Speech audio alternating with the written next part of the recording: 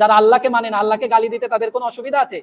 কিন্তু গালিটা তো আমার কারণে, আমি তাদের প্রতিমাকে গালি দিলাম অথবা তাদের কোনো কিছুকে গালি দিলাম, হটকারিতা দেখালাম।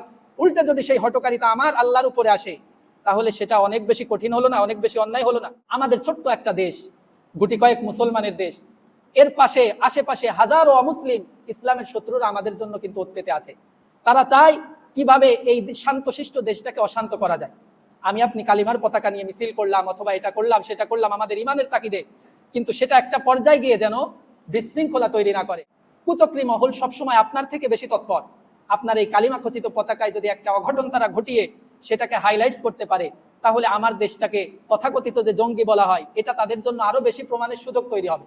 আলহামদুলিল্লাহ, আমাদের দেশে এমন অনেক যুবক আছে যারা আল্লাহর কালিমাকে বুলন্দ করতে চায়। জোরে বলুন ঠিক কিনা? যার প্রমাণ আমরা হাতে নাতে পেয়েছি। আমরা যখন বলেছি আর্জেন্টিনা ব্রাজিলের পতাকা যদি আকাশে উঠতে পারে, বাড়ির ছাদে উঠতে পারে, কালিমার পতাকা কেন উঠবে না? তো এই ঘোষণা প্রত্যেকটা যুবকের হৃদয়ে স্পন্দন জাগিয়েছে। তারা দেখিয়ে দিয়েছে না, আর্জেন্টিনা ব্রাজিলের থেকেও কালিমার পতাকাটা আমাদের কাছে অনেক বেশি গুরুত্বপূর্ণ। এজন্য তারা রাস্তায়, ব্রিজে, বিভিন্ন স্থাপনায় তারা সেই নিদর্শন তারা দেখিয়েছে। কিন্তু একটা বড় বিষয় এখন দাঁড়িয়েছে এমন, আল্লাহ তাআলার একটা বিধান এমন আছে, ওয়ালা তাসুব্বুল্লাযীনা ইয়াদউনা মিন দুনিল্লাহ ফায়াসুব্বুল্লাহ। তোমরা যদি অন্য ধর্মের কোনো মূর্তিকে, তাদের কোনো মাবুদকে গালি দিয়ে থাকো, তাহলে হতে পারে তাদের মূর্তিকে গালি দেওয়ার বিপরীতে তোমার আল্লাহকে তারা গালি দিয়ে বসবে। এমন হতে পারে না? যারা আল্লাহকে মানে না, আল্লাহকে গালি দিতে তাদের কোনো অসুবিধা আছে? কিন্তু গালিটা তো আমার কারণে, আমি তাদের প্রতিমাকে গালি দিলাম অথবা তাদের কোনো কিছুকে গালি দিলাম, হটকারিতা দেখালাম। উল্টে যদি সেই হটকারিতা আমার আল্লাহর উপরে আসে, তাহলে সেটা অনেক বেশি কঠিন হলো না, অনেক বেশি অন্যায় হলো না?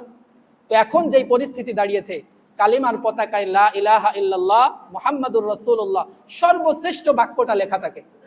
এখন আমি আপনি তো আলহামদুলিল্লাহ ইমানের তাগিদে আমরা এটা করেছি, কিন্তু এটার যথাযথ সংরক্ষণ, হেফাজতকে আমরা করতে পারছি? ঝড় বাতাসে, বৃষ্টিতে ওই পতাকাটা রাস্তার পাশে পড়ে যাচ্ছে, রাস্তার উপরে পড়ে যাচ্ছে, তার উপর দিয়ে গাড়ি চলছে। এই একটা বিষয়। এই কারণেই দ্বিতীয় আরেকটা কারণ হলো, যত কিছুই আমরা মনে করি, আমাদের ইমান যতটুকুই শক্তিশালী হোক না কেন, বাস্তবতা আমাকে মানতে হবে। আমাদের ছোট্ট একটা দেশ, গুটি কয়েক মুসলমানের দেশ, এর পাশে আশেপাশে হাজারো অমুসলিম ইসলামের শত্রুরা আমাদের জন্য কিন্তু ওত পেতে আছে। তারা চায় কিভাবে এই শান্তশিষ্ট দেশটাকে অশান্ত করা যায়। আমি আপনি কালিমার পতাকা নিয়ে মিছিল করলাম অথবা এটা করলাম সেটা করলাম আমাদের ইমানের তাকিদে, কিন্তু সেটা একটা পর্যায়ে গিয়ে যেন বিশৃঙ্খলা তৈরি না করে। কুচক্রী মহল সবসময় আপনার থেকে বেশি তৎপর। আপনার এই কালিমা খচিত পতাকায় যদি একটা অঘটন তারা ঘটিয়ে সেটাকে হাইলাইটস করতে পারে, তাহলে আমার দেশটাকে তথাকথিত যে জঙ্গি বলা হয়, এটা তাদের জন্য আরো বেশি প্রমাণের সুযোগ তৈরি হবে। এই বিভিন্ন দিক বিবেচনা করে সরকারের পক্ষ থেকে বাংলাদেশের বড় বড় ওলামায়ে কেরামকে আহ্বান করা হয়েছিল যে এই পরিস্থিতিতে আমাদের করণীয় কি।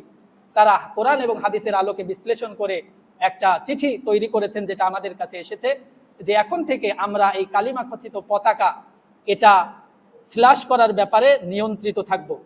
যত্রতত্র যেখানে সেখানে এটা আমরা ব্যবহার করব না, এবং সবসময় সচেতন থাকবো যেন এই কালিমার পতাকা নিয়ে অন্য কেউ চক্রান্ত করতে না পারে।